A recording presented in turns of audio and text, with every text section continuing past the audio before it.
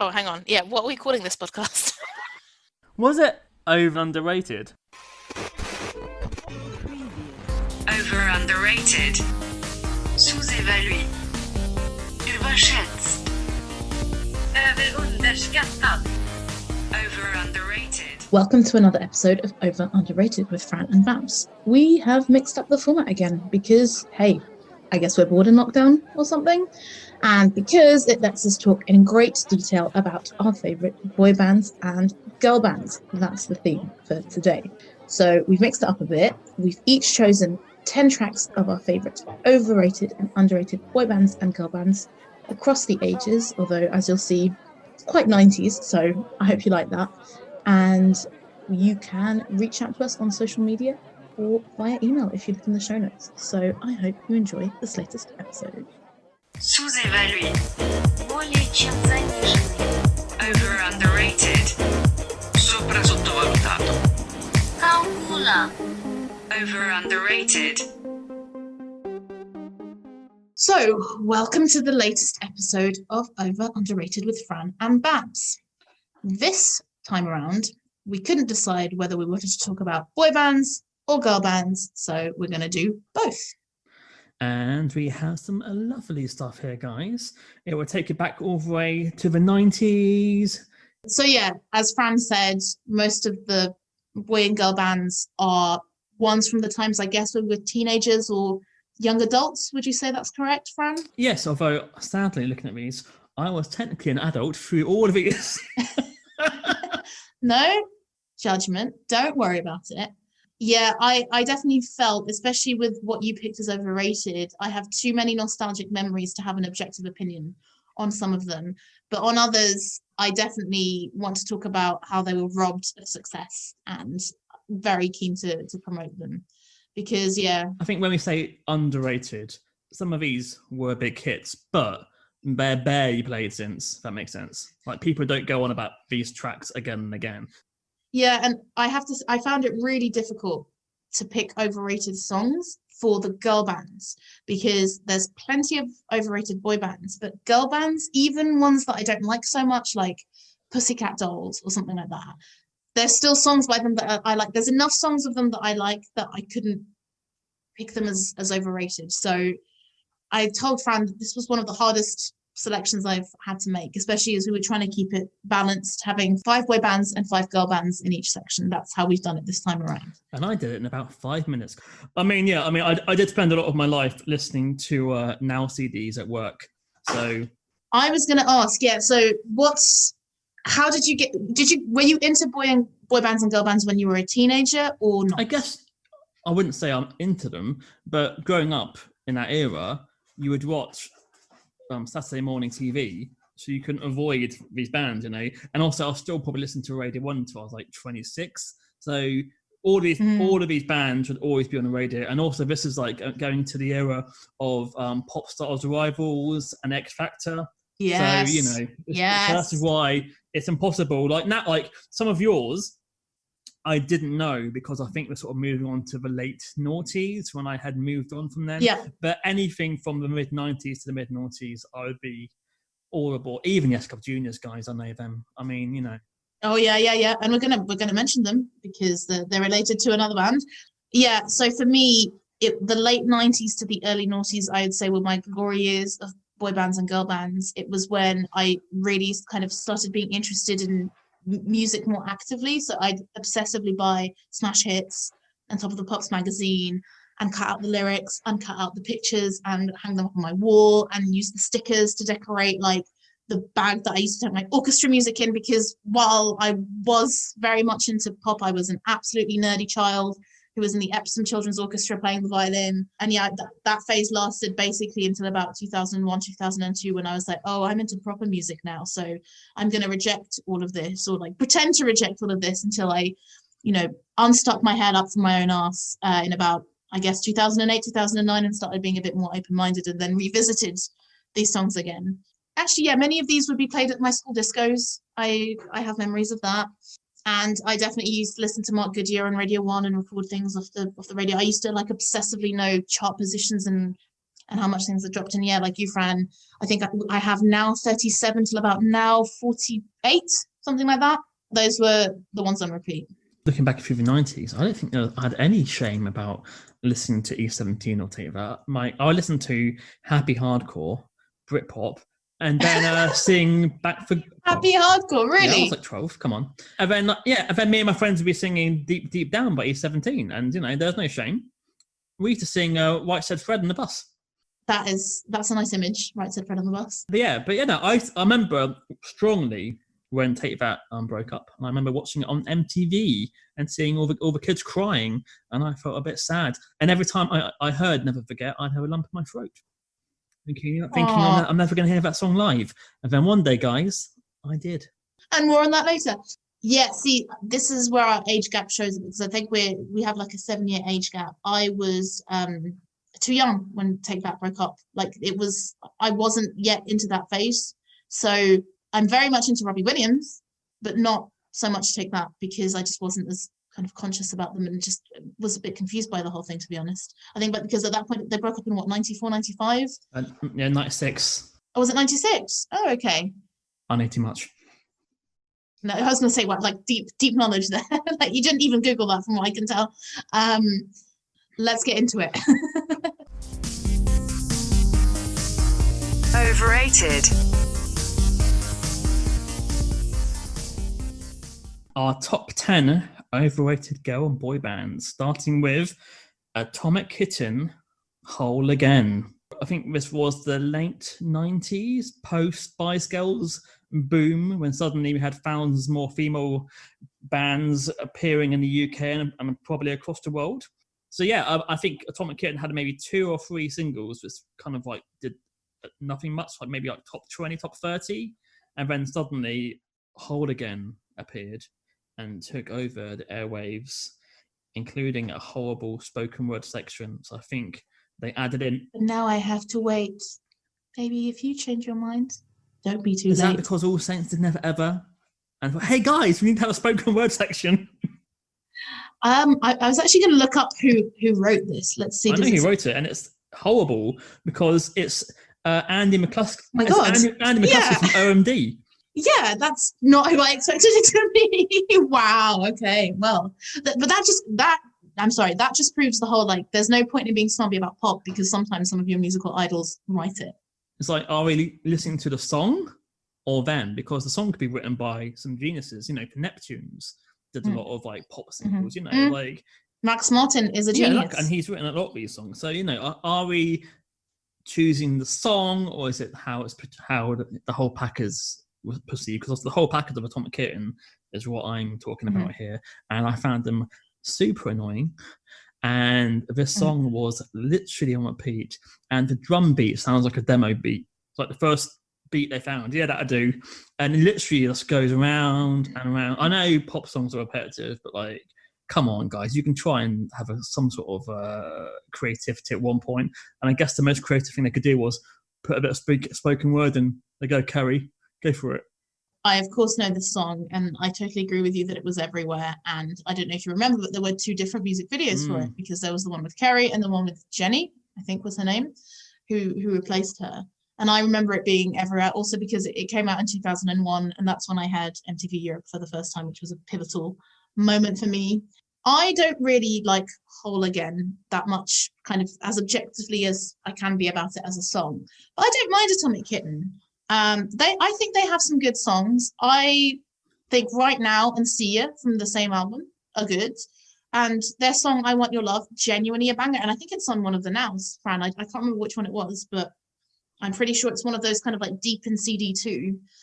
It's quite a catchy one. I think in the video they're pretending to be cowboys or something. So I would agree that this song is overrated, because it was everywhere and it was a bit much. But I would reconsider Atomic Kitten. I cannot think of another Atomic Kitten song. See ya, wouldn't wanna be ya. And then obviously Eternal Flame, which was a cover, and Ladies Night, which was a cover. Blimey, Charlie. Well, there you go, guys. Whole Again, top of the list for my overrated girl bands. And then moving on to Babs' first choice. Overrated. My first overrated pick is The Day We Find Love by 911. So 911 were, one of those bands that I became aware of as, there was the boy band and girl band explosion. It's from 1997. I don't hate them. There's no visceral hate from me there, but they just never really grabbed me in the same way that other boy bands did.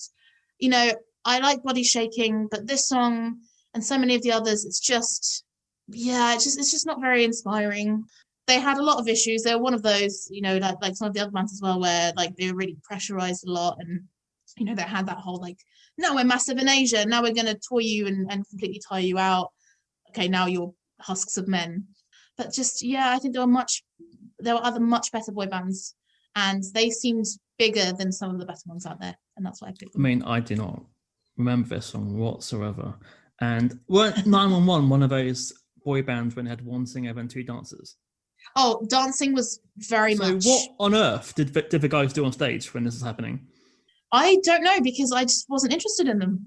I mean, there can't be much body shaking happening right now. No, Body Shaking would definitely have like a dance routine and a lot of jumping up and down. But this would be the ballad. I feel like my feeling of 911 is like watching their music videos and then looking soulfully into the camera from a lot of angles. When it's sort of those, and I just at that time, not for me.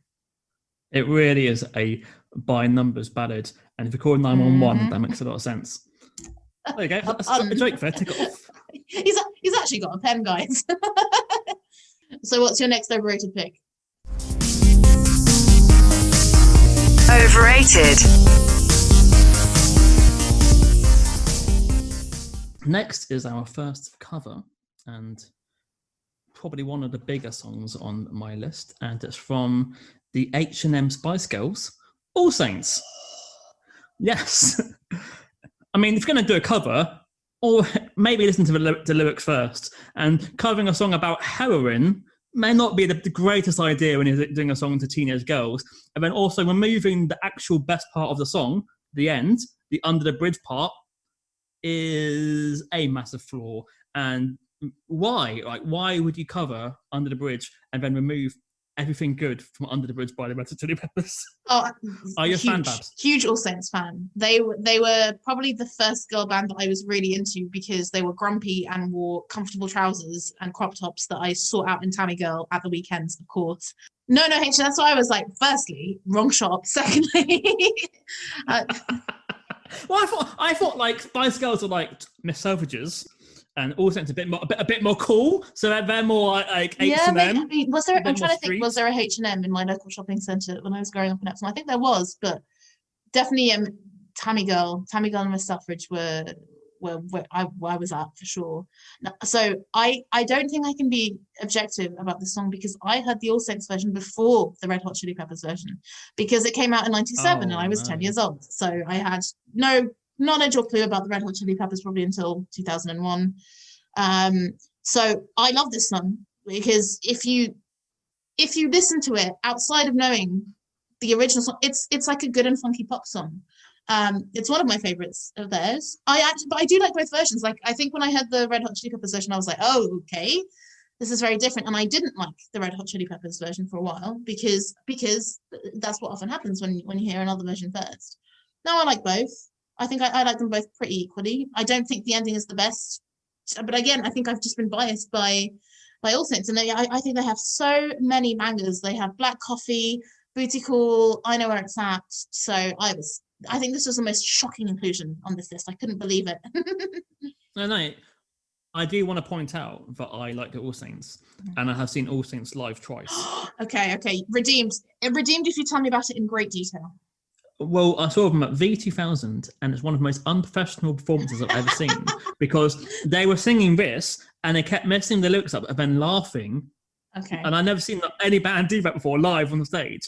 And then they did Never Ever, and it went on to 8 minutes, and it went through like a reggae version, a drum and bass version. Amazing. And seriously, like, are they going to drag this out for another 14 minutes? I was waiting for the jazz section to come in. So the 2000 was a poor performance, but then I saw them 2 years ago. Wow. And they were 10 times better, and they sang better, they danced better, and they looked beautiful. So go All Saints. Wow. Okay. So this has been a roller coaster of an entry in the overrated canon. So I guess your issue is more with this specific song then, rather than All Saints as a band. It's a terrible cover, and the best part of the song they had to eliminate because they can't talk about shooting up under a bridge. Yeah. See, I just this song is so nostalgic, and the music video. The harmonies at the end, I really like it. I think we're going to have to disagree on this one. Overrated. So my next pick is Shine. So Take That. I remember, I think, Back for Good. And that's about it from the first era of Take That. I remember that being a big song and listening to it. Apart from that, all I remember is the news that they'd broken up and the hotlines that they had to set up for the people who were so devastated. And I thought, what the hell? Like, as much as I am a fan of music, I don't think I've ever really been a proper fangirl of anything. Maybe how much I was into Radiohead from about 2001 to 2004, maybe. That was the most. So I couldn't fathom how people could really base their whole identity around this band. So it was this really alien moment for me. Then Robbie Williams obviously went solo and he was fantastic. I think he's a fantastic pop star, especially in the late 90s. And then Take That came back with songs like this one. And suddenly they're in suits and suddenly their songs were on all the adverts and they just really felt very bland, and Gary Barlow's a bit of a twat and a tax avoider, and just they don't. That's why I think they're overrated. Like you with All Saints, I think they have got some good songs. I think Back for Good is fantastic. I am absolutely furious. I don't want to use words. I will hold back the anger. I guess in 2006, where were you living? I was studying in the UK. So you didn't see the documentary? I didn't see the documentary. About them coming back together? I did not know. I was maybe 12 when they started and 15 when they ended. Mm-hmm.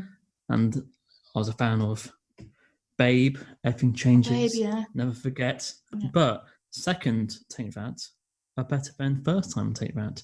And Shine was destroyed by an M&S advert. Yeah. I remember that advert then. Yeah. I guess Shine, I can see it's annoying and I don't enjoy it. But on that album, Patience is a beautiful track. No, it's the not. The second album, the Circus, I know it's not going to happen. It's not going to happen.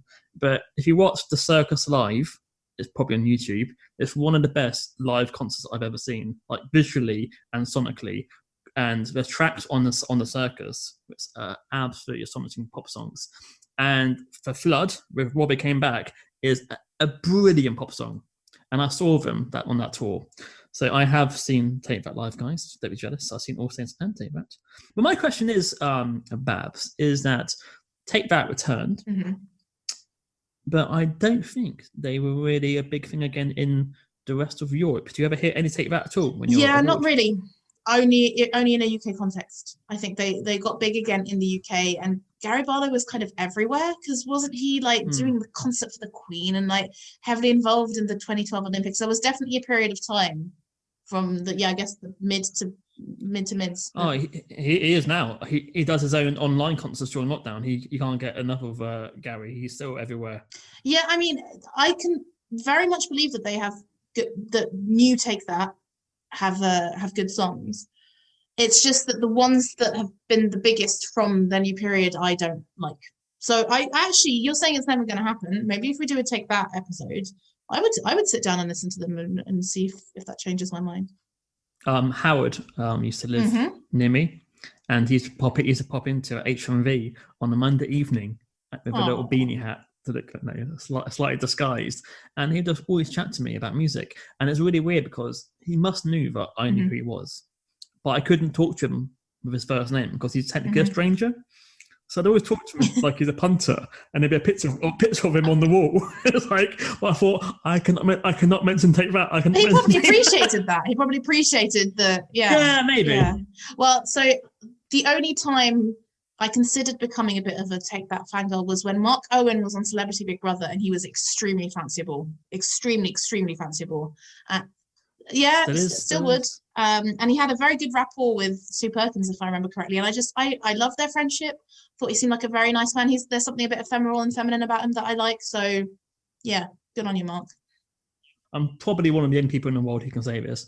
I own all 4 of Mark Owen's albums, paid with my own money. I do not own any Take That. Like, because they're good, I'm guessing. Oh yeah, because Mark Owen's solo material is better than Robbie and Gary's. Better than Robbie. It's about time. That you got. Well, okay, maybe not Robbie, but he has done some decent tracks, and I think that he is really underrated. Do you think Robbie is overrated? No, I think he's fine. I think he. Then we can't do Robbie versus Mark then. Well, at that time, Robbie was the best pop star in the world, I think, in that era. And now he has a couple of singles occasionally. Let's take that. So yeah, your next overrated. Overrated. McFly, guys. McFly with All About You and What a Whopper. I mean, it has a lovely Disney-esque intro, but it's not a Disney-esque track. It then goes into a really boring high school love songs with strummy guitar and a bloody annoying chorus, which will go on for half an hour. And this is perfect if you're a 13-year-old girl. But apart from that, it's absolute dire. I couldn't agree more. And it angers me so much that they're compared to Busted, because Busted has some urgency about them. McFly, it just sounds lame, wimpy. I don't know. I've no idea why they're a massive band. I really get McFly. I will tell you why, because they're all good looking. That's why. Like all of them. Is Tom Fletcher good looking, the lead singer? He's not for me. Not for me, but I get it. But fucking Dougie Dougie and Harry Judd really. Yeah. In a way that Busted, like, yeah, again, maybe there was one for each type of person who fancies men, but they're not as attractive, I think. I had actually successfully completely forgotten about this song. I went on your list and I was like, what about you? Like, the only McFly song I can remember is Girl with 5 Colours in Her Hair. And I was like, what's that song? And then it started playing and I was like, no, this fucking song, it's awful. I really don't like it. And just as you were talking about it, it was playing in my head and I was like, oh, I need to go and like listen to something else instead. I need to go and listen to some Pantera or something to like drown it out. They're kind of a bit fakey American as well, even though I would accuse Busted of the same thing. So yeah, I can appreciate their attractiveness. They seem like nice guys, but I couldn't. This was the one I agreed with you the most, Fran, by a mile. Dougie is the most interesting member. Mm-hmm. I mean, to know his story. I don't know his story. Like, he's been in rehab twice. Oh, okay. And I've seen him live because he, without me knowing about it, was the bass player for the band A. No, seriously. Oh my God, what a revelation. Okay, well, Dougie Pointer and A, I might have to check out some videos where he's played. I mean, I think they're good musicians. I have no idea. It's just that their music really didn't speak to me, so I haven't really thought about them until now. Overrated.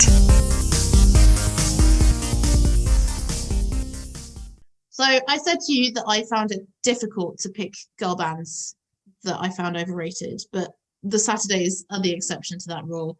I just genuinely feel like they just don't have a personality. I have never heard a song of theirs that has stuck with me at all. So I was like, okay, I want to put something by the Saturdays. Let me go and listen to their most played song, which I have not heard, which is the song that I included, which what is it called? What About Us? Yeah, I've forgotten already. It's got slick production. Sean Paul's there. Often that's a good thing, but just their music says nothing. I feel nothing. They seem very nice. You know, Rochelle Humes presents that music quiz TV show with her husband, and they seem very nice and coupled up. Frankie Bridge again, great on Strictly. Molly, great on Strictly. I think Rochelle and Frankie were in S Club Juniors / S Club 8. I don't wish them harm, but I feel like every other girl band I know, even if I don't like them or they have annoying songs, there'll be some standout moment. And with the Saturdays, I just can't find one. I think that with the Saturdays, we had gone back to the 90s. So in the 90s, girl bands were not necessarily singers. It was people who had been to fame school. If they could dance a bit, they could act a bit, they could present a bit, and they wanted to be famous, so they became a girl band. We then had like proper singers like Girls Aloud and the Sugar Babes and people who actually could sing. But then the Saturdays became another like, oh, these just 5 girls who do not care if they're in a band or acting as long as it's on TV. And that's why I felt I had never heard a song in my entire life. I am shocked that it was a massive hit. Sean Paul, though, like Flo Rida, at that period would be like the rap guy for hire for any pop song. It was like, I don't know many Sean Paul or Flo Rida singles. I just know they appeared in everyone's pop songs like for 5 years. So yeah, it's not for me. I can see why this is overrated. I don't get the appeal at all. Okay, so I'm glad that you agree on that, and we can keep that short. I really don't have much more to say. Overrated. No Matter What by Boyzone, guys. I'm sure you guys will know it. I mean, it's absolute drivel. Are you a fan? Boyzone, another band that I never understood really. On reflection, I can appreciate Shane for being a handsome man, even though he was had such raw masculinity at that time that I was a bit scared of him. But now I'm like, yeah, handsome man. Just so many ballads. And even the songs that weren't ballads weren't great, like Picture of You. But just, yeah, sometimes a band is manufactured, but it works, I think One Direction and Little Mix work, even though they're literally, 5 strangers put together. The 5 or 4 strangers put together. But I just never believed in Boyzone. I never really got the appeal. But you will hear that my tone changes with the other one that's on this list. I have a crap fact I will share with you guys. So I was in the BFI IMAX in London seeing Cloudy with a Chance of Meatballs, the animation in 3D. And sat in front of me was Stephen Gately. He was my favourite, I think, when I was younger. 4 days later, announced dead. Oh, wow. So was I one of the last people to share a cinema with Stephen Gately? There you go, guys. That was really sad. That was really, really sad, especially when he was one of the first boy band people to come out as gay when it was such a taboo thing, and everyone was, telling people to go back in the closet. Being from Ireland, quite a Catholic country, as even brave, I guess. Overrated. The next one is No Way, No Way by Vanilla. And when I was messaging Fran about this list and telling him how difficult I found it to add girl band ones into this list, he was like, oh yeah, but you've added Vanilla, right? Like, no one likes that. But even this song, I have nostalgia about it. Like, I remember this song. I remember the absolutely naff music video where they're in crop tops and skirts dancing around a pool. I think I like the fact that it just seems like 4 girls who are mates having a laugh sort of thing. But it is, it's based on the Muppets song, even though it's not the Muppets song. And it is very, it's almost like it's set out to sort of be annoying. So that's why I picked it. And I was actually looking into the story of Vanilla. And basically, there were rumors that they signed to EMI as a result of someone losing a bet. That when they first got signed, but that's not true apparently, so that's not true. When they first got signed, they wanted to be doing R&B, but someone suggested that song, and they were like, well, Spice Girls have done Wanna Be, and that was a bit gimmicky, so yeah, let's just do it. And the song got to number 14 in the charts. And yeah, I didn't realize that it in so many lists, it was considered one of the worst pop songs, one of the worst novelty songs. Again, actually made me feel a bit bad for picking it, because I don't want to kick people when they're down, even though I think the interview that I read with one of them, with Alida Swart, she was kind of, laissez-faire about it. But yeah, as catchy and earwormy as it is a bit annoying, and that's why I went for it. My problem is there anyone who actually rates this to be overrated? That's my question. It's so hated, and it was I feel like it was everywhere for a very short period of time. Yeah, but it's one of the things where everyone hated it, but it was top 20. So people must have bought it just for a laugh. It must have had a kitsch. They were on Big Breakfast all the time, and they were taking a piss out of themselves quite a lot. So they knew what they were. Mm-hmm. But I mean, my favorite part of it is in the video. There's a girl who's like miming to the sample. It's like, that bit. It's Yeah, like yeah. miming to it. I quite enjoyed that, but that's the best bit of the song, in my opinion. I wish there was a bit more of that. Can you mime to the one bit that no one sings in? Yeah, I'll do that. Yeah. And it's got auto-tune in it, even though literally is one of the easiest songs to sing in the world. How on earth are they going to do R&B with their voices? I honestly, I would have loved to have seen it.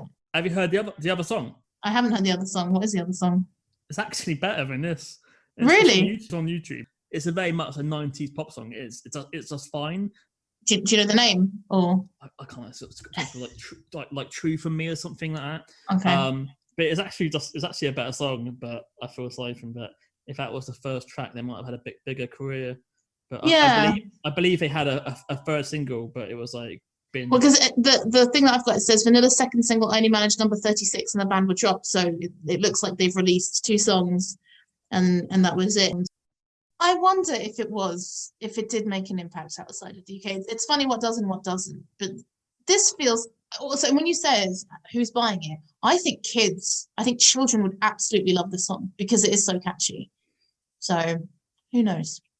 To be overrated, someone has to rate it out of there. So okay, I guess being top 20, someone out there does. Being top 20, being an earworm that's everywhere, the double-edged sword that is that. Yeah, that's why I picked it. Overrated. Okay, so back to my final overrated boy band. And I mean, it had to be on the summer, guys. We're talking about Westlife. Because Boyzone were a little bit too edgy. All of alternativeness of Boyzone, basically Shane. And the placing with 5 guys in white suits. Because I assumed it was a Josh Groban original, but apparently, yes, he got big with it first in America, then it wasn't a big hit in the UK, so they thought, Really? Josh Groban did it first? I didn't know that. I saw you posting about the Jonas Brothers, yes. Yeah, in America, no one knows Westlife. They all know Josh Groban did Raise Me Up first. And yeah, again, it's HMV, you'd have the Mother's Day album, and this would have to be on there. Just the genderedness of this. Oh, yeah. Do you know how sad it was near the end of my career at HMV when it was the Father's Day and it was bands like Blur and Oasis on there? And I was like, I'm a dad. I'm dad age. Dad age, but I have no kids. I was like, no. Unbelievable. It's a crime. So, to my shame, Fran, I was a massive Westlife fan for a short time, believe it or not, because I don't know. I think they must have come along at a time and done something to me. Like, yeah, it's really strange because you know me, I don't really like ballads. I've been saying about how normally I don't like boy bands that much because there's a lot of ballads. But I was a huge Westlife fan, and I'm sad that I'm not in my house at the moment because otherwise I would show you the photo of me on, I think, my 13th birthday, where I have a Westlife birthday cake and I'm hugging a bottle of Baileys that my parents let me drink part of as a celebration. And I honestly have never looked so delighted in my life. So I will maybe, for the album artwork or whatever, I will put that in because it is fucking hilarious. We talked about Robbie leaving Take That and needing a helpline. How are you about Brian? Fran, my first email address was babsforbrian@hotmail.com. Honestly. And guys, if you want to talk about the show, please email that address now. No idea what's going on that address. Yeah, Babs for Brian with a 4, of course. Come on, I'm not an idiot. Loved Brian. So yeah, Brian was my favourite. As my dad said, you always like the ugliest ones in boy bands. I don't know what's wrong with you. Also, he seems like a complete prick now. So I just, the shame is doubled. Why can't I go for Kian, who is nice, and with Jodie Albert and all that kind of stuff. I think by the time that he left Westlife, I wasn't a Westlife fan anymore. So I was a bit like, oh, okay, well, that's a shame because he was my favourite. But yeah, it was really funny because it really was like a very short period of my life. It was maybe like 6 months a year. I remember, I think with their second album, they were like, guys, we have some fast songs. And I was like so excited that it wasn't just going to be ballads. And I think it was that song, When You're Looking Like That. I don't remember. The only fast song I knew they did was Uptown Girl. Yeah, I mean, that's not a bad cover, I think. No? It's just like exactly the same as original. I guess. I guess I didn't really kind of think about it too much. Yeah, so when you're looking like that from coast to coast in 2000, so yeah, 2000, yeah, 13, still a fan. When you're looking like that, I'm being like, whoa, this is revolutionary. They're not just on stools. And I used to love flying without wings, unironically. And yeah, I'm not like, I wasn't as obsessed as the comedian Sophie Hagen, who wrote fan fiction, and there's videos of her stalking them. Yeah, shout. It wasn't like that, but definitely it was enough of an obsession that I feel a little bit weird about it, given how just so diverging they are from my music taste now. I mean, we all have a past. Overrated. So my last overrated pick is All the Things She Said by Tattoo. I have not picked it because it's a bad song. I think it's a good song. I think they have actually quite a few good songs. Not Gonna Get Us is one. Whichever one was the one they sang at Eurovision that I can't remember the name of, that was pretty good. They have 2.1 million monthly listeners on Spotify, which shocked me. I think they're still pretty big in Russia, and they've had a lot more albums than I realized. The reason I put them as overrated was because there was just such queer baiting from this video. Look at these two young women. We're going to put them in a school uniform. We're going to pretend that they're lesbians. It was just so obviously a gimmick. And yeah, when I was looking at their Wikipedia page, it was like, when they released their second album, they said, we're not letting down our gay fans. Like, we've never said that we're in a relationship. And I think in 2014, one of them basically said that if she had a gay son, she'd disown him. So it's all very sordid, despite them having bangers. But it is produced by Trevor Horn. Is it? Yeah. This is his comeback, because he had not been doing much, as far as I know, since the 80s, and suddenly, this happened. It's like, wow, Trevor Horn.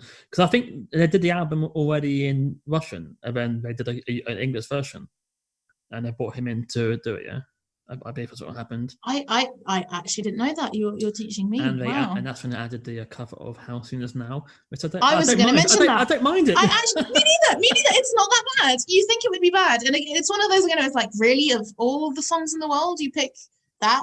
I mean, obviously, it's not as good as the original, because one of the best things about the original is the guitars that I think Johnny Marr basically said they can't remember how to play anymore. But it's not bad. Check it out, guys. Really. I do check it out, and yeah, I mean, I don't think it's overrated at all. I mean, yeah, the video, but musically, it's still a great song, and her vocal, I mean, every dog. Their vocals, yeah. It's so high. But no, I can't say it's overrated. Unfortunately, I can look past the video, because we're not talking about the videos, guys. We're talking about the music. It's all about the music. We're talking about everything, Fran. Okay, if you can dismiss WAP for being too sexual, that's not talking about the music. That's not talking about the beat and the raps and the flow. Okay, so yeah. Because even as a 20-year-old, I thought this is an absolute joke. Like, well, this is it. I don't think I did, because in 2002 I would have been 14, 15. So it probably would have confused me, to be honest. But I don't think it did. I think even at that age, I was just like, I don't understand. Like, I don't understand what's going on. It doesn't feel right, but I don't know why. Probably is how I felt about it. Over underrated. Sous-évalué. Überschätzt. Överunderskattad. Over underrated. So that was the end of part 1. Coming up in part 2 is a great big long chat about one of my favourite boy bands. I won't reveal which, but Fran, who does the editing for this podcast, told me he had to cut so much out because, firstly, I spent 20 minutes talking about them, and I spent far too long talking about who were the best looking people in all the boy bands. But listen, this is important information that we need to tell people out there, okay? So I hope you agree with me that this is necessary commentary required in this year, 2021, and enjoy part 2. Underrated. Moving on to the exciting part, the bit that everyone cares about, guys. It's our underrated section. Whoop, whoop. So I'll let Babs start this time. Oh, okay. So my first pick from the underrated is Point Break with Stand Tough. I think they are one of the more criminally underrated British boy bands. Can we pause and give it a gap for people to cheer? Because all the Point Break fans will be tuning into this episode. Like, finally! I thought you were going to tell me to pause for like audio reasons. Oh, no. Because they've been looking for years of someone to finally mention this on the podcast, and now their Google alert will start blowing away. I'm like, yes, at last. Yeah, I'm trying to. Is there another podcast that's mentioned Point Break? If so, get in touch because I want to listen to that podcast now. Again, absolute fodder for me at the age they were around in 99, 2000. So I would have been 12, 13. No, 12, 13. So absolutely prime tween, starting to notice boys age. Ollie from Point Break was my favorite. When he sang in Freaky Time, it did something to me. I don't know what it was. It wasn't sexual yet, but something was going on. But even with distance, I listen to their songs and they're great. The album Apocalyptic is a great album. Genuinely, I picked Stand Tough, I guess because it's the most accessible one, the one, maybe their biggest one. But I could have easily picked any of their singles. And Fran, so excitingly, I've just found out that there's a 1.5 hour documentary about them on YouTube. Filmed by themselves? Well, the funny thing is, the person's YouTube channel is called David Holmes, like the musician soundtrack guy, David Holmes. And I was like, I'm guessing that's not the same one. Let me double check. Because I was from Underworld, yeah. I was just like, let me see if I can find some interviews. It's called, Apocalyptic, Point Break History, How to Make a Boy Band. And I was like, oh my fucking days. Like, that's what I'm going to watch this evening. Yeah, I haven't mentioned Biker Grove yet. I was shocked about. Yeah, so two of them were from Biker Grove. And what I found quite interesting, actually, was that they were managed by a woman, Danielle Barnett. And I was looking at her. Like, I was trying to look up stuff on her, and I found an article about how she bought a home age 23 and they used to live there and record stuff there, and it all sounded very, very fun and nice. So not the purest intentions went into me liking this band, but as a grown-ass woman, I think it's great pop, and it's the rarity of their quieter songs and their louder songs are good. So well done. What did you think? Yeah, I mean, this is very much New Kids meets Five. New Kids on the Block. Oh, okay. Oh, yeah. As a fan of New Kids on the Block, I call them New Kids because I'm a bit. Kids, yeah, sorry, I'm not down with the kids. So yeah, no, I have not heard a song for 25 years. Is it? But did you know the song? Yeah, it came back to me, and I actually do like it, guys. And what I did enjoy finding out on Wikipedia is that one of the members, before being in a band, he went under the name Some Lad from Cov. No, really? Seriously, that was his artist name. And surprisingly, he didn't actually do well in that name. I don't know why. Good luck, mate.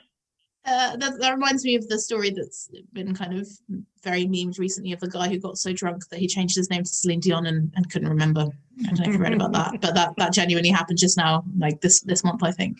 But I will be emailing someladfromcov@hotmail.com and seeing what happens. Please let him still use it. But yeah, I don't know.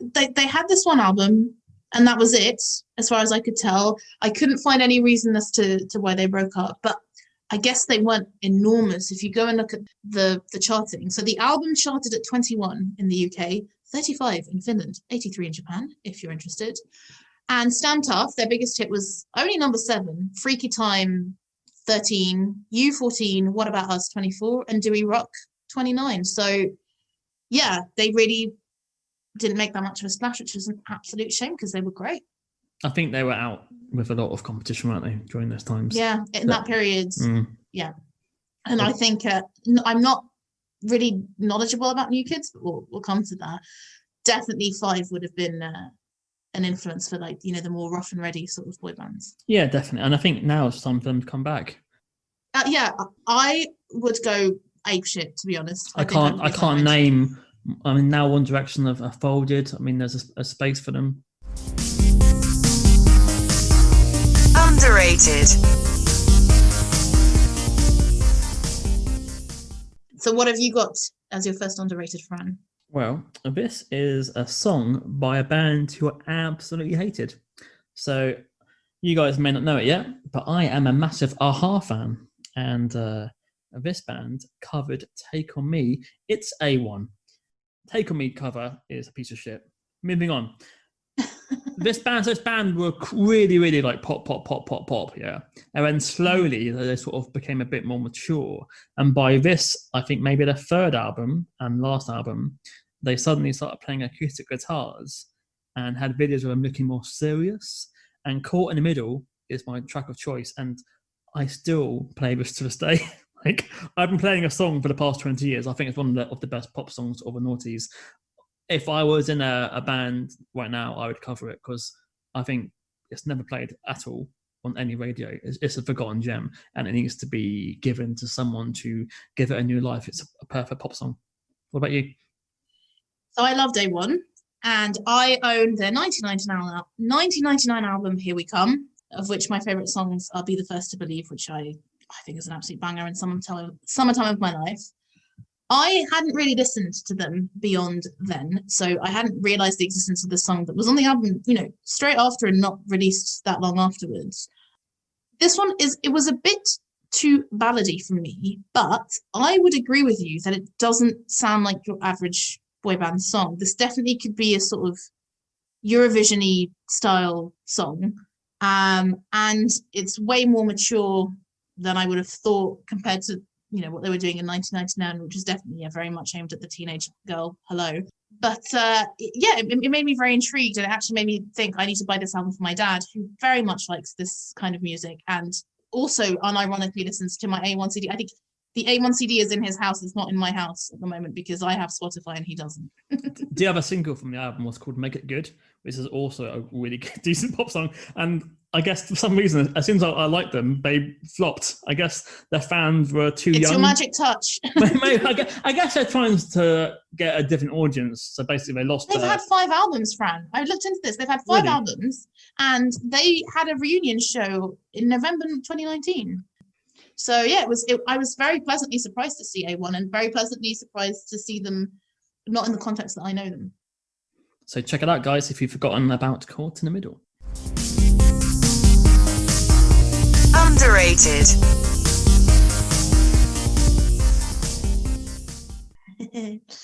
Okay, well, my next underrated track is Be With Me by Mystique.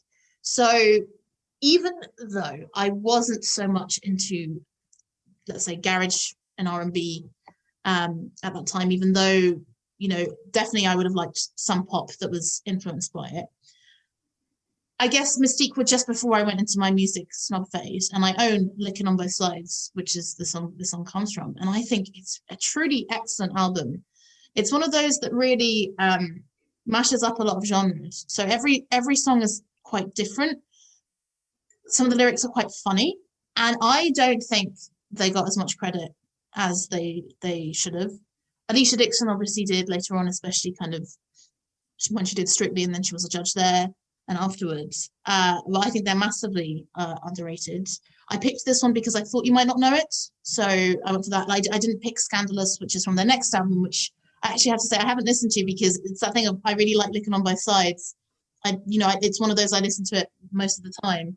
I haven't really bothered with the other one, but maybe I will. And I think last year Sabrina Washington from the band, she spoke out about the racism that she encountered being in the band because she was the darkest. They were all Black women, and she was the darkest skinned one. And she was saying how basically people were saying yeah, you're not marketable, and the spotlight should be given to the others, which is really disgusting. But she's saying that she hasn't had that many experiences since in the same way, and that she really wants to talk about it openly now because she felt that she couldn't at the time. So I really wonder. There's been a lot of chat, especially in the last couple of years, on especially Black female artists and how they're seen as not marketable and all that stuff. I think with a different backing, they would have been much bigger. And that's so I picked them for both being underrated for both reasons. I genuinely think Licking on Both Sides is a great album, and I think there was some racism behind the reason why they're not as big as they could be. Yeah, but Eternal were number one singers in the same era after Louis left as well. But I guess they were more classic R&B, right? As in, apart from I guess I Want to Be the Only One. And I genuinely think Mystique should have been massive. Eternal were big. I in my opinion, Mystique should be absolutely huge. I heard this made absolute bullshit that they broke up because they got jealous that Alicia was in the Nerd video. Yeah, I remember the nerd video. I don't know if that's why they broke up. I would, because I guess Scandalous was a hit in the US as well, right? So there was some crossover there, which is why it's even more kind of mystifying that they weren't bigger. It's also remind me of that period when bands were allowed to mention themselves in songs. So we go, Mystique! Mystique! Well done, yeah. Yeah. I'd love to have Radiohead do that one day. It's Radiohead! Tom York in the house! Whoa, whoa, whoa. I mean, there's a song on the album called They'll Never Know, and it's got members of So Solid Crew on it.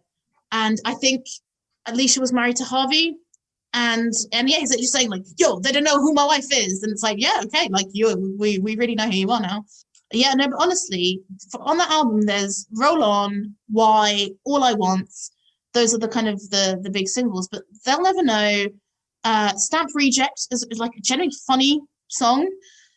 Really, really, they're really good. So I guess if they weren't dropped, then they must have fallen out, personally. Well, so actually, I just looked up on Wikipedia and it said that after Scandalous was released, their record label went bankrupt. So that might have been something to do with it. It's not my favourite genre. I'm not a fan. I'm sorry, guys. So you don't like the song? Oh, no, not at all. So how it is. Here I am, giving a whole big speech for Fran to go, not a fan. Okay, couldn't be happier they broke up. Couldn't be happier. Do you not like any of their songs? Oh, no. I mean, Incredible. Underrated. So to one of the older, I guess, of the manufactured boy bands, we have New Kids on the Block. Had a bunch of hits. But none of their 80s tracks. Yes. None of their 90s tracks, and they were renamed No. NKOYB. We're going to 2016, 15? I wrote it down. 13. Yeah, 2000, it feels like 15 to me. And we have the remix. I heard this randomly. Sorry, remix brackets. I like the. Come on. Sorry. That's one thing you know about me. I don't care about brackets and songs. Okay, so I don't know how I even came across this because I wondered. I checked out the stats and this was a massive flop. This got nowhere. And I'm not surprised. But hey, but the video is really good. Although looking back, it's a bit like Strata Howell, isn't it? The video is a overrated lady who apparently now has some confidence and that people like her. And the song is about that. The song is about that. Now you've had a remix. We now fancy you. So it's not like but every late 90s, she's all that kind of makeover film vibes as well. Yeah. But so being from 2013, it's a kind of an odd thing to do. But it's a woman, so it's okay. So it's written by Lamar from Fame Academy. I wrote that down. I was very surprised. Well, him and like many pop songs of that era, his Swedish production company, who basically Swedish Productions did most of the pop songs of the past 25 years, haven't they? They've really taken over. But it does sound like Bruno Mars, and I think if Bruno Mars did this, it would be a massive hit because I think it's a glorious pop song. It's got like a Motown feel to it. I'm holding my evil tongue. look here from Babs. I don't know why. What? How is this a bad song? I've never met anyone. This is like sometimes when I say, oh yeah, by the way, have you heard anything by New Kids on the Block? And they go, no. I then show them bits and they go, oh my God, this is brilliant. You're the first person because I have no soul, as we've established on previous episodes. I found this really shouty and whiny. They're shouting the whole time in the song. It really. And they mean it. Is what I'm saying. They mean it. Yeah, I just New Kids on the Block. Yeah, they're a bit before my time. So I know them from. Yeah, I guess people talking about them, and I know about Mark and Donnie Wahlberg. What I do love by New Kids on the Block alumnus is Give It To You by Jordan Knight, which is I have on single. That is a sexy, sexy song. Again, did something to me like prepubescent. I was like, I knew it was sexy. I knew it was naughty. And I was like, yes, I'm buying this single. But with this one, I didn't know what to expect, because I think I saw that it was from 2013 before I even listened to it. So I was like, whoa, okay, this is not going to sound like, I'm guessing late 80s, early 90s pop bands would. But I think it was my least favourite of the tracks. Yeah. Is this why you hated it? Because Jordan doesn't sing in it? See, I don't even know who the lineup is. But so this is Donnie Wahlberg and Joey McIntyre are the vocalists for the song, oddly, because Jordan usually was the main singer. Okay. And you're so wrong. What are the classic New Kids on the Block songs for the people who don't know? Like where? So this kind of has a callback to the early days. So You've Got the Right Stuff and Hanging Tough. They famously would always have a motif when they would go, oh, and they have that in this song. Okay. They had about 5 massive songs back in the 80s, I believe. Underrated. Next is the 411 with Dumb. Now, I knew absolutely fuck all about this band before doing this podcast. All that I knew about them was that I really liked the song. And I remember the music video where they're just in sheets. And then I made the connection that the album's called Between the Sheets. Well done, Barbara. So I know that song. And I know their other song, On My Knees, which features Ghostface Killer from the Wu-Tang Clan. So I included them because I think Dumb is a fantastic pop song. And again, I genuinely don't think I've ever had a conversation about the 411 is what I feel like. I don't really know anyone else who knows that. They must do, but it's just never come up in conversation. And yeah, I looked them up there. That album was actually certified silver, which really surprised me. It's certified silver in the UK in 2004. So clearly it had some kind of following. This was released in 2004. In 2007, they reformed under the new name Sunshine with the I as a Y. But then they changed it back to the 411, which was named after the Mary J. Blige album, What's the 411? And then it says, one of them announced via her own personal MySpace that the band had split, but then they remained friends, but then they might release new material, and then that was it. So they're a bit of a mysterious band, but I just remember thinking they were very cool with their sheets and their dancing, and I think Dumb is just, like a perfect little song. So I thought they're American. I was shocked to find British, that they're British. I also thought they were American when I first listened to them. But this was worse than the Mystique song for me. Really? And it goes round and round, doesn't it? You have an issue with repetition, I feel. Which is why I don't like R&B, because it basically is like them singing over a loop a lot of times. So you must hate, like, I don't know, Humble by Kendrick Lamar or something like that, where it's just... I do not get any Kendrick Lamar. I'm sorry, guys. I'm not very cool. When it comes to rap, I have to have someone singing a catchy chorus, like Will Smith. Oh my God, really? So every Eminem song I like has to have the sample in the chorus, like Tory Stolders or Monster, for example, for me to like it. We've gone away. So you hated the song more than Mystique. It seems like such an inoffensive song to me. So that. Well, I thought the remix was inoffensive, but you know. Yeah, and that's why we have a podcast where we continuously blow each other's minds with our music tastes. Well, that's a shit. But okay, well, listen, check out the music video and then come back to me. I think you might enjoy the music video. Underrated. Now we get on to the good stuff, and a band. Oh, come on now. So recently, on our January-December podcast, Babs finally got to mention Tom Veck, and now I finally get to mention. Well done. I see what you did here, by the way. I do see what you've done. And we have their swan song in 2004, I believe, Thunderbirds, from everyone's favourite film, Thunderbirds. Sadly, the film was a massive flop, but this was a #1 single.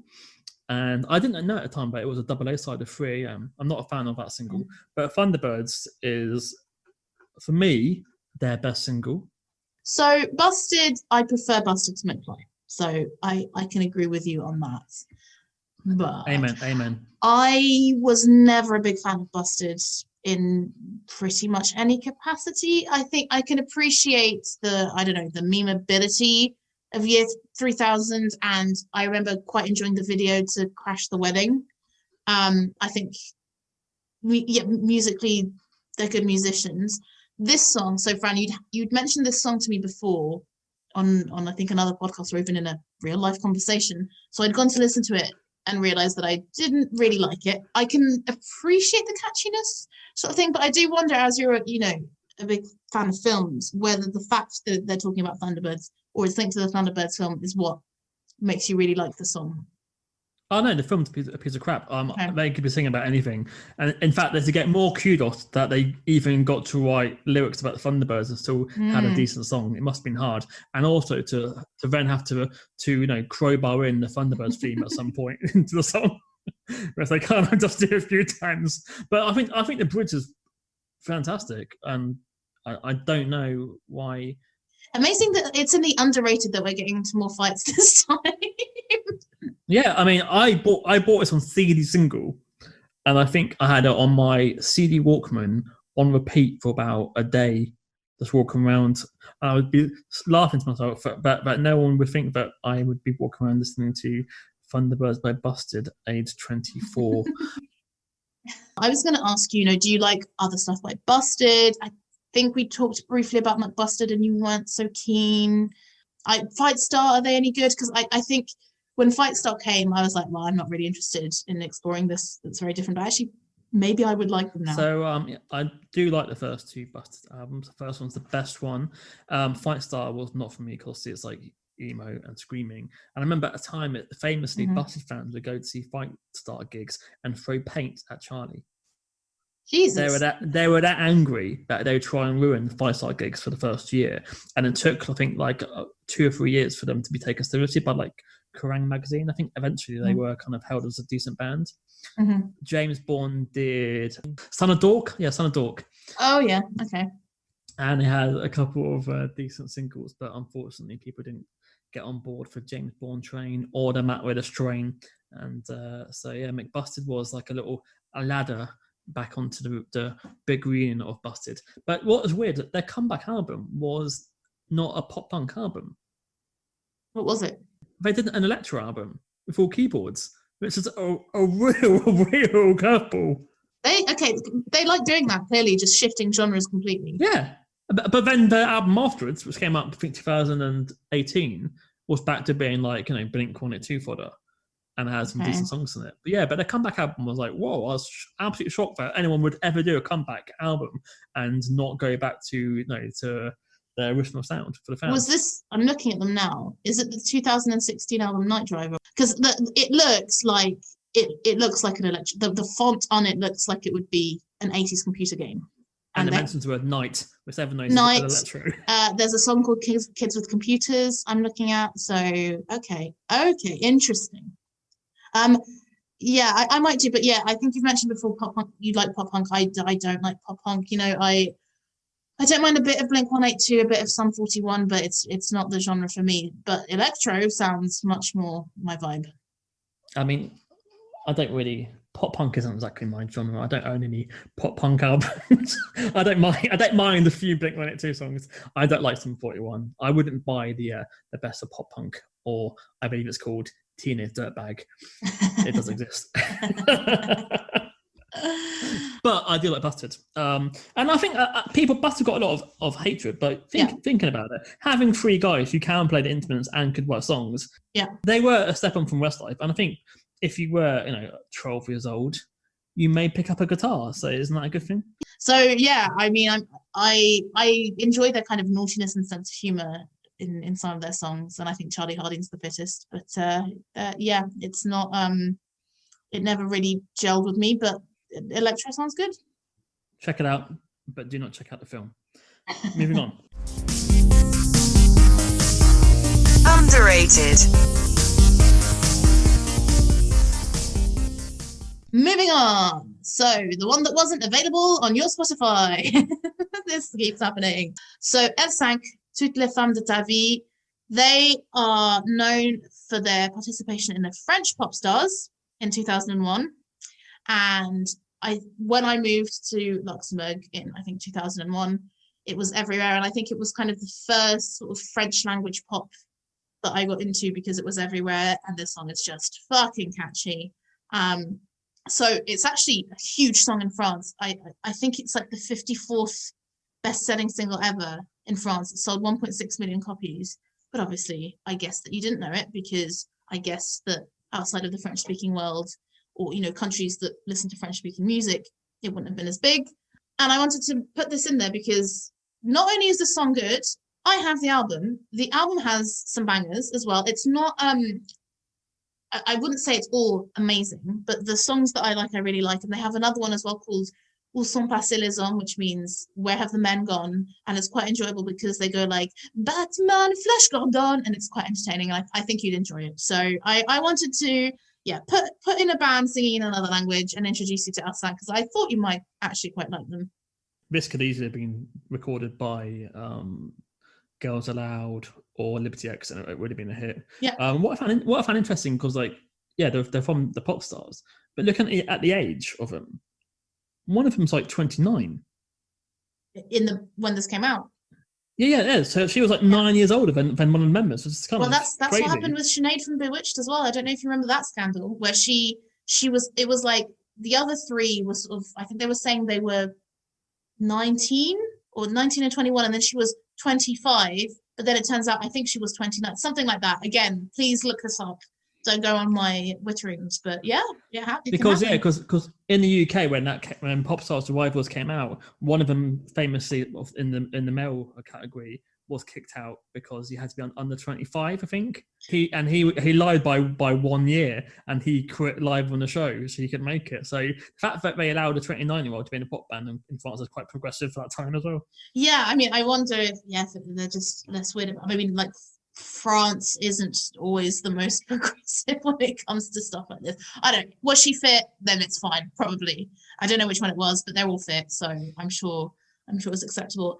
What I wanted to mention was, I think, a video I only discovered recently, which was when Nadine Coyle from Girls Aloud lied about her age, and I think she was too young, and they have to go and make her get her passport, and she's like, "Oh, what's going on?" And it's honestly the most awkward thing I've watched. It was the Irish version of Pop Stars, wasn't it? She did, a couple years before Girls Aloud. Are you aware of the grunge band called L7? Yes, I am, and I like them a lot. It did laugh, and I saw that you had a girl band called L5. Do you know what? Like the spin-off. Oh my God, I had actually literally never made the connection. I guess because in my head it's L5, not L5. But yeah, that's really fun. Yeah, very, very different vibes. So if you get two members of each band, they can call them L6. Oh my God, can you imagine that crossover? I fucking love that. That would be great. If you're listening, do it. L6. Underrated. Okay, so this I thought I was being a bit naughty with my choice here, guys. Oh, I'm so angry about this. I'm a little bit naughty, but I mean we're talking about girls and boy bands, and so I've gone for Mattia. I can't pronounce it. Is it Mattia or Mattia? Yeah. I think it's Mattia because I've heard them say it on Big Brother. So when she left the Sugar Babes or kicked out, I don't know what actually happened. She got together with Groove Armada and did a song for Mattia, which apparently I was shocked to find out was written for Estelle. I did not know that. Yeah, I don't know how Groove Armada knew with that friend named Mattia from the Sugar Babes, but I'm glad of it because it created one glorious pop song. And so I thought, well, it's Sugar Babes. She was still under the Sugar Babes banner these days, so I'm allowing it on my underrated. Honestly, like you've been so strict on some things before where like I put an 11th song on a playlist and you're like, well, I'm not discussing it because that's not 10 songs. We have both discussed how much we like the Sugar Babes. The Sugar Babes have an amazing back catalogue, and you go and pick a solo song. So this isn't, Mathieu in somewhere else. A solo song with another band as the one to represent that. Listen, it's a great song. The Sugar Babes are not underrated, are they? That's what I see it. People like the Sugar Babes. No, but I think they are underrated. I think certain aspects of Sugar Babes are, well, basically, Angels with Dirty Faces is one of the best pop albums there is. Punto. Don't know what language that was, but and the hits from that album are well known. But genuinely, I think it might be like the pop album with the best album tracks, or like one of the pop albums with the best album tracks. So when I saw that, I was like, oh, look at him getting off on a technicality. This is unacceptable. So it's a good song. I think it's a really good song, but I'm furious it isn't a Sugar Babes one. So this is the truth, guys. This is what actually happened. So I didn't want to choose this at first, but Spotify, being a dick it is, made me choose it because I wanted to choose Flatlines by the Remerged, Mutya, Siobhan, and Aisha. And they came back with the song Flatlines, which is a brilliant pop song, not Spotify. So therefore, because I couldn't find it on Spotify, I didn't choose it. You should have told me. Yeah, you should have told me, and I would have listened to it. But so I then thought, oh yeah, damn it. So what other non-Sugar Babe song? And I thought, well, yeah, a song from Mutya. That's not playing much anymore, and that's why it's on there. So I from the heart, guys, I wasn't trying to be sneaky. I wanted to choose the new. I think they're now allowed to be called the Sugar Babes again as well. I think so. Yeah. Yeah. So I wanted to have the comeback song for the Sugar Babes because I have no idea why it wasn't a success. Again, I think sometimes it's promotion, isn't it? And unfortunately, Sugar Babes, they are the butt of jokes especially for the lineup changes, which really detracts from the fact that I think they're one of the best girl bands out there. Okay, listen, I didn't mind so much that you'd broken the rules. I just know how strict you've been with me when I've broken the rules, and I felt this was double standard.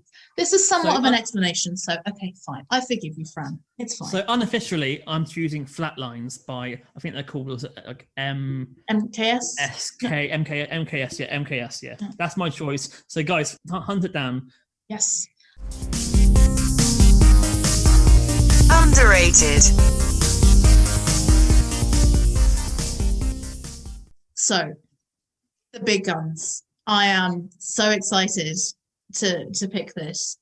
My final underrated track is Straight Up Funk by the best boy band that has ever been, Five. Okay. Now, I don't want to go into Five too much because just how much I've been thinking about them and how much research I've been doing on them. I think we need to do a separate episode just to let me go loose. So I picked Straight Up Funk because it's from their first album, which is not my favorite album of theirs. I think their 99 album, Invincible, is better and one of the best pop albums out there. Another one where like the album tracks are great. But I just thought this one was like, it's an interesting song. It definitely kind of has, the rapping that Five are known for. It is funky. It is funky, and it feels, in a way, kind of more genuine than some of the others. I mean, some of Five songs have the most appalling lyrics in the world, but I love Five so deeply. I think they were marketed as the kind of the bad boys with attitude, and they absolutely hook, line, and sinker got me. I remember the documentary Neighbours from Hell on ITV, where they showed what happened when they put Five in a house together, and it was a nightmare. There's an 8-minute video which is kind of like a summary of that episode, and it just brought it all back to me because I remember watching that documentary and they were just so naughty and scampish, and they seemed so genuine to me at the time, whereas now on reflection I'm like, okay, I see what they were trying to do there, and it really wasn't as genuine, and they were singing in a lot of American accents and stuff like that. But I love them so much. I know so many of the raps off by heart. It's embarrassing. I sent to you recently the video of the comedian Luke McQueen doing a parody of Carpool Karaoke with Abs, and it's one of the best things in the world. So hit me, Fran. What do you think of Five? What do you think of this song? Well, I remember Five were a band who were out when I was clubbing.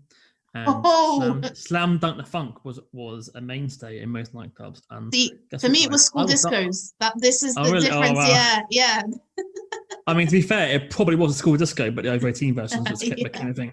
And and I would always stay on the dance floor for Slam Dunk the Funk, and I like Five. So this is the best news I've received. Like this is the one. Please, sorry, Fran. In excitement, I interrupted you. You like Five? I'm delighted. I've always been a big fan, and when I've listened to this track, I checked them out on Wikipedia, and then I'm shocked that they released 6 singles on the album, and this wasn't even one of those. So I mean, I think it was actually a B-side. I think I know it from it being a B-side or like another track on the album, because strangely enough, I think I have all the singles from this album, or apart from Until the Time Is Through, because that's a ballad, and I'm not interested in Five as ballad. Like. I think do you know Invincible, the second album? Well, I don't own it, but tell me a single I can. Yeah, it's got We Will Rock You, Keep On Moving, Don't Want to Let You Go, If You're Getting Down, that one. That's the second album. So that second album, it has enough of like a variety of songs in so many different genres. They have like a Latin one. They have a song called Battlestar, which I guess is vaguely about Star Wars. They have a song called Inspector Gadget, which I don't even know if it was in the film or not. They have a song called Mr. Z about a guy who can't fit into a car. It's honestly, it's bonkers. I love it.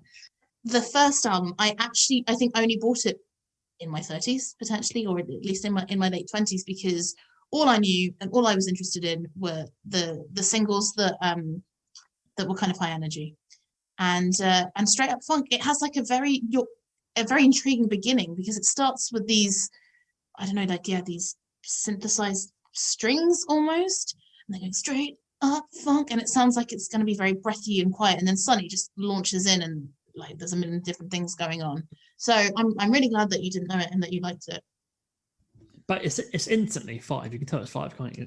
It's not like yeah, especially when it launches into it, you can tell it's 5. It's So were you sad that the guy didn't ever rejoin 5? like Devoed. So Rich was my favorite in 5, although again, like he seems like a bit of a prick as well.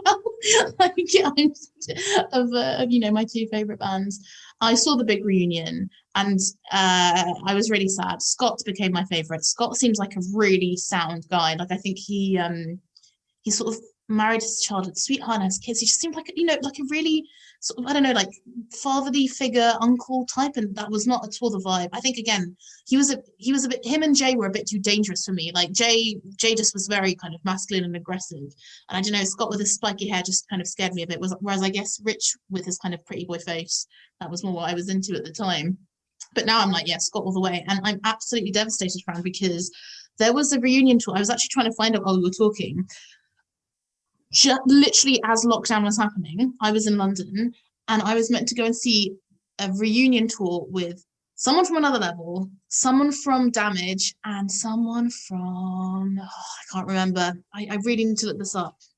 So 5, A1, Damage, and 911 are embarking on a 30-day tour in February and March 2020. And yeah, I came over to London. Actually, I think I'd literally planned. I was doing other things in London, but I had planned my London trip for that. And the lockdown hadn't happened in the UK yet, but it was going to happen in Belgium.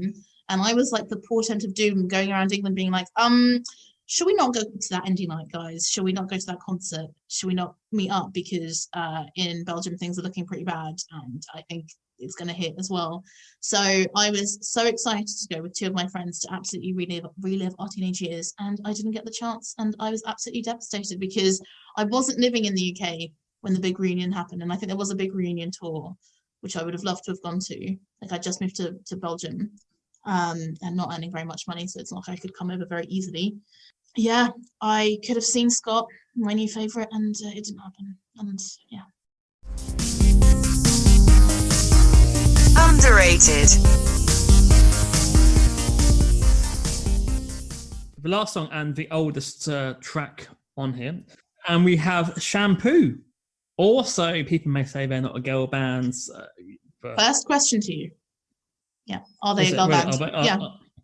I would say they were manufactured as a girl band. They were big in Japan. They had a cartoony sort of look. If I'm calling All Saints H&M Spice Girls, these were Camden Market Spice Girls. They had the yellow and green hair. They had the attitude. They were Daphne and Celeste for the 90s, but a bit rougher. Although, I mean, the reasons why people may say they're not a girl band because they were fans of the Manic Street Preachers. They wrote a fanzine for the Manics. They also did some writing for the Enemy when they gave everyone a 0 out of 10 apart from the Manic Street Preachers. So they had more like coolness around them, but musically they are a girl band with guitars, and I'm pretty sure they didn't play the guitars. They were just singing in their unique, is it Riot Girl sort of vocal style? That's funny. I wouldn't say Riot Girl at all because No. just because I associate that with American bands, but I guess it's yeah. I think it's influence, isn't there? And I put them down because I always got annoyed when the Spice Girls came out a year later with the word girl power, because Shampoo had a bloody top 20 hit with the song Girl Power, and they were a girl band who were really empowering themselves, and they must have been fucking livid. The Spice Girls came out flashing the name Girl Power everywhere. What do you think? So I did not know this song. Shampoo, I'd heard you talked about them before, but the only song that I know is Trouble, and potentially I know or I don't know what boys like. Is that a big one? I think you may know Don't Call Me Baby was okay. quite a big hit. Okay, I don't know if I know that one, but I will check it out. I loved the attitude in this song. Thank you. It started and I was like, oh, absolutely. I'm on board with this. I want to be a girl. I want to play with knives. I want to play with guns. I want to smash the place. I was like, yes, incredible. It just really surprised me because I only knew Trouble, and yeah, it's kind of poppy. That's just, I guess because they're called Shampoo as well, which is, evokes bubbliness. I didn't really know what to expect. I expected more of the same and not this. But I was wondering, are they a girl band? Surely, did they not write some of the songs themselves? What does that mean? Because I think Busted and McFly also at least co-wrote some of their songs, right? And I did wonder if Spice Girls had stolen girl power from there, or they didn't. I haven't really looked into the origin of it. I enjoyed the song. I wrote that I enjoyed it on like a superficial level, I guess. Like, it didn't move me. I enjoyed it. I will probably listen to it again, but I don't think I'm going to be, putting it on repeat anytime soon. But it was a pleasant surprise, definitely. So I think they were a bit like Bananarama. So Bananarama were punks. They hung out with punk bands, and they're kind of like, not groupies, but fans of that era, and then they sort of pushed into the limelight. And then I think Shampoo were like into punk and indie and alternative music, and then they got pushed in the radio direction because being interviewed, they're not pop stars, but they're called Shampoo. Mm-hmm. Their videos were like all like bright colours, and it's like, and they were appear on like kids' TV shows. So I own this album because I got it for a joke present. Really? Because they're Shampoo, and then I actually quite secretly liked it. And I know they were big in Japan. This is a cliche, but of course they're going to be big in Japan. They're called Shampoo, and they're two, brightly colourful people. Exactly. And then I think like they apparently like this album did okay, and then they did a self-made album in the noughties, just no one bought. So yeah, they vanished. But I never heard ever what their opinion was of the Spice Girls, because to me it was like, how has everyone forgotten? But after 6 months, the word girl power was in the top 20 with a girl band. So I find it interesting how no one ever mentioned that. Also, Fran, did you notice that they released a song in 2020 called Top of the Pops? I did not know that. I think, this was the most surprising one, I guess, of the underrated.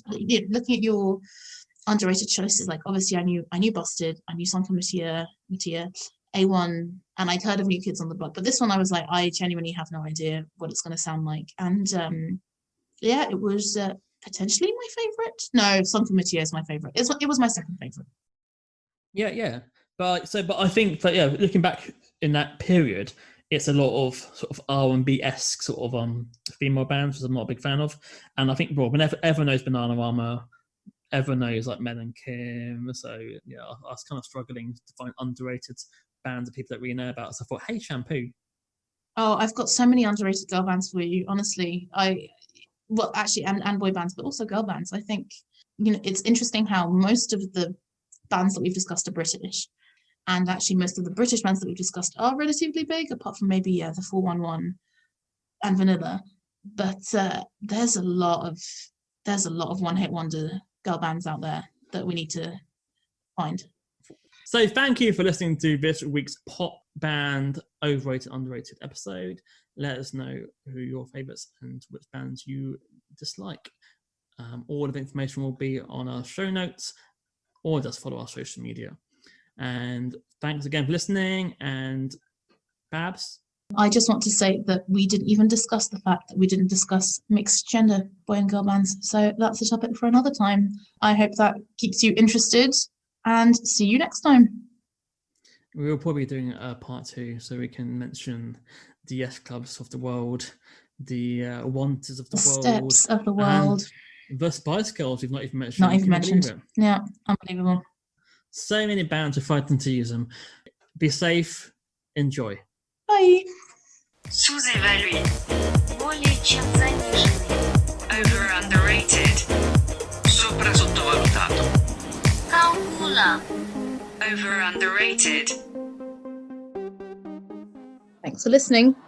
Please, for the love of God, download, subscribe, and get in touch. You can reach us on Twitter. It's at OU Music Pod. You can message us on Instagram. It's at overunderatedmusicpod. And you can email us overunderatedmusicpod@gmail.com. So this was actually part 1 of 2 that you were listening to. And next week's episode is with a special guest who I won't reveal just yet. You'll have to keep an eye on our social media or maybe get in touch if you really want to know. Have a fantastic day. Bye.